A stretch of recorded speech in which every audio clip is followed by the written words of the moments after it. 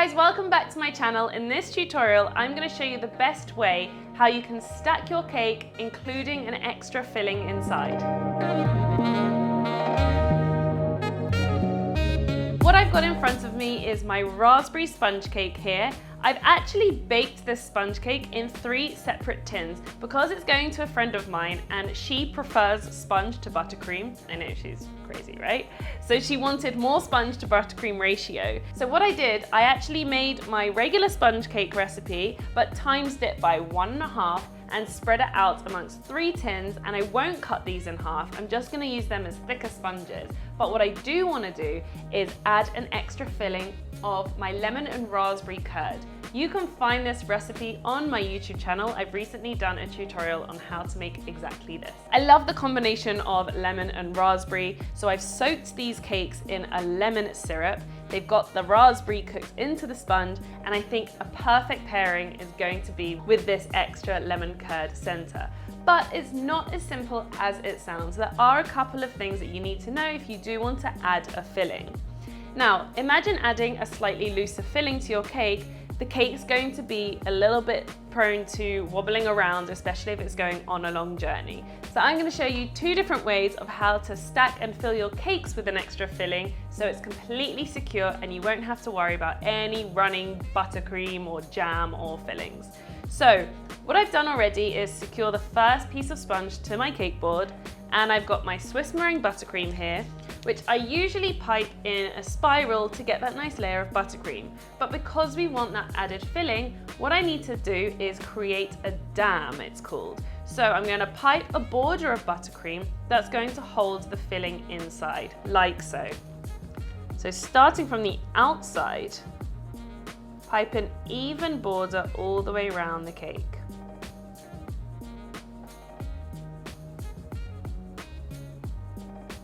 Now it's time to fill.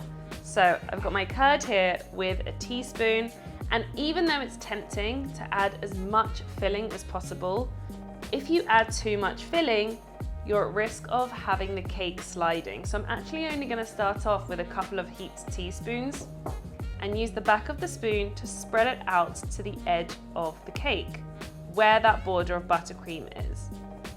So you can do this with a palette knife, but I just find it easier with a teaspoon. And you want a thin layer on there. Now, of course, you can use other fillings like jam, salted caramel, which is delicious, anything that you wouldn't necessarily mix into the buttercream. And also it's nice to have that added texture inside too. You have to be careful not to spread the filling too far for it to mix in that border of buttercream, because if you do, then it's at risk of coming outside of the cake, and that can cause slipping and sliding around, which we definitely don't want. So I've got the filling filled in. Now I can finish off with the remaining buttercream. So I like to encase all of this filling with a layer of buttercream on top. So I'm going to spiral the buttercream like I usually would and cover the whole surface, so I can't see any filling left. Now the filling is fully encased in this layer of buttercream, I can now flatten it out like usual using my palette knife. Just a few turns around with the turntable. And this is also where you have to be really careful. If you push it out too much, you're at risk of spreading that filling outside. So you really want to contain that filling inside. And now the second layer of cake can go on top. Make sure it's centered. And repeat the process. Pipe the border.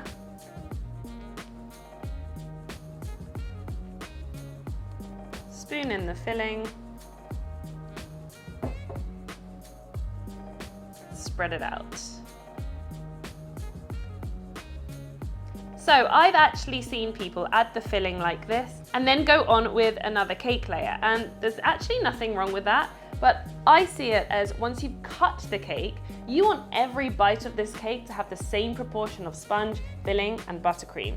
And just think of it, if the middle only has the filling and not buttercream, then you're just gonna get mouthfuls of the sponge and filling without the buttercream, which is why I go on with this layer of buttercream as well.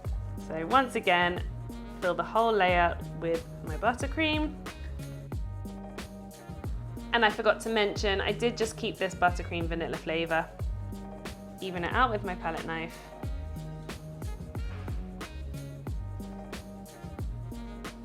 Last layer of cake.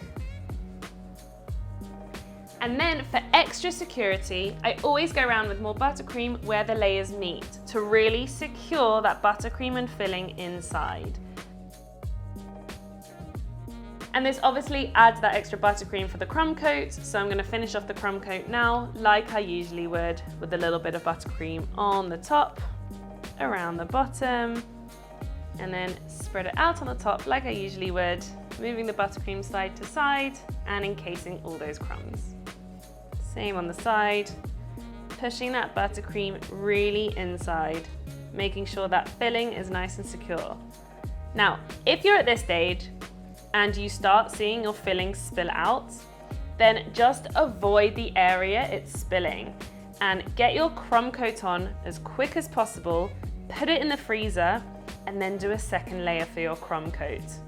So luckily, all my filling has kept inside the cake, so just one crumb coat will be enough for me, but I will highly recommend doing 2 crumb coats if your filling has started to seep out a little bit.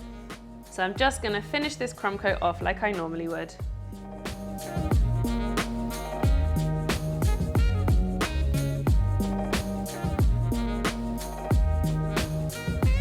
So the crumb coat, like I said, was done as normal, and this would now go in the fridge or freezer.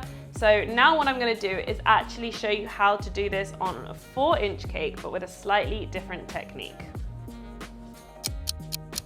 So now I'm going to show you a different technique of how you can add a filling to your cake with this 4-inch. Now you can do the same technique with the 6-inch cake, which is the size that I did just before, but I would highly recommend doing this for anything smaller because it's a smaller, thinner cake. It's more liable to sliding around. So I highly recommend doing this technique. There is an extra step involved, which you'll see, but the first step is to take the tin that you baked the cakes in, just one of them, with some acetate. And this acetate will fit inside the tin like this and act as a wall. And we're actually going to build up the cake inside with the acetate. So firstly, you want to go and put your first piece of cake inside the tin. Might have to drop it. There we go. And because obviously it's the same tin that you cooked the cake in, it fits nice and snug. And now what I'm going to do is exactly what I did before. I'm going to pipe a buttercream border around. But this time, I'm going to do it inside the tin and do it flush against the acetate. So I'm going to pipe a border, touching the acetate all the way around the sides of the tin. Oops.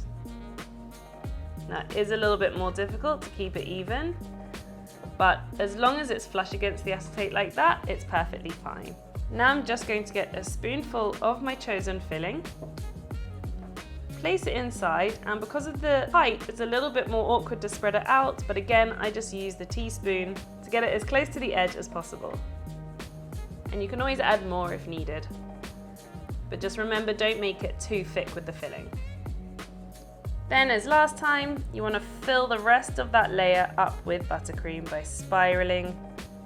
And just for now, I'm going from the outside inwards to encase that filling, like so. So I've got that spiral of buttercream inside the tin now. Now, obviously, it's at a more awkward angle to start going in with a palette knife. But what I can do is actually go on straight away with the second layer of cake, like so. It's always scary, that bit. And just push the cake down, and that will flatten out that layer. And I always use the tin as a guide to make sure that it's even.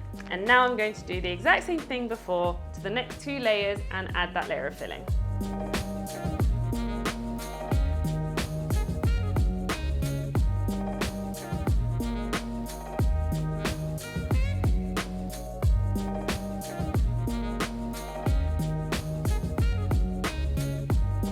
So obviously this is just the layering section, not the crumb coat. This has to go in the freezer now to completely firm up. So it should go in for about 10 to 15 minutes in the freezer. If you don't have space in your freezer, you can always put it in your fridge, but just a little bit longer, because this is now gonna get firm, and then we're gonna do the crumb coat. If you would have built this up normally, I guarantee you it would have been a total mess. I've been there before, so I'm just helping you do this, okay? So put this in the freezer, and then we'll do the crumb coat in the next stage. So into the freezer it goes, and then I'll prepare for the crumb coat. So this cake's been in the freezer for about 15 minutes, and you can tell that it's firm by just pressing the side, and you can feel that the buttercream is hard. So now we need to put this onto its own cake board and do the crumb coat. So what I have here is a smaller 4-inch cake board on top of a larger inch cake board. Because this is going to be the top tier on top of a 6-inch, it needs to be on its own cake board. So I've already prepared that. I'm going to put on the buttercream, like so, to stick it. And then, this is my favorite part, people find it scary. I'm just going to turn the cake upside down onto that smaller board, press it securely. Now this tin is actually a loose bottom tin, which means the bottom of the tin stays there, and I can then lift this up separately. If you don't have a loose bottom tin, you can always put a piece of paper in before you put that first layer when you're layering it up, just to prevent it sticking, but it tends to come off fine anyway. Now make sure that this is straight, which I think it is. Nice. Then, again, another very satisfying part, we can pull away the acetate. If you start pulling away the acetate and most of the buttercream comes off with it, it means it needs more time to chill. So now what I can do is fill in any areas that don't have enough buttercream, but also apply that extra bit of buttercream for the crumb coat.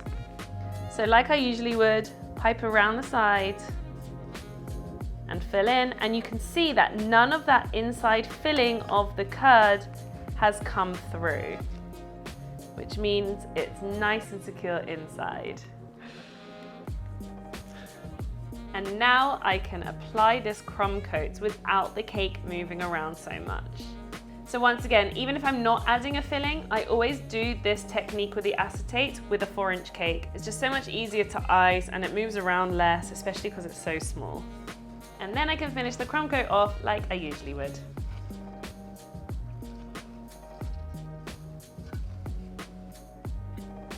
So there we go, 2 different techniques of how to stack your cake with that extra filling. I hope you enjoyed it, and don't forget you can find all my recipes on my channel and of course in my new book, where I also show how to do this step by step with beautiful pictures. I put all the information below. Don't forget to like this video, subscribe to my channel, and see you soon for more tutorials.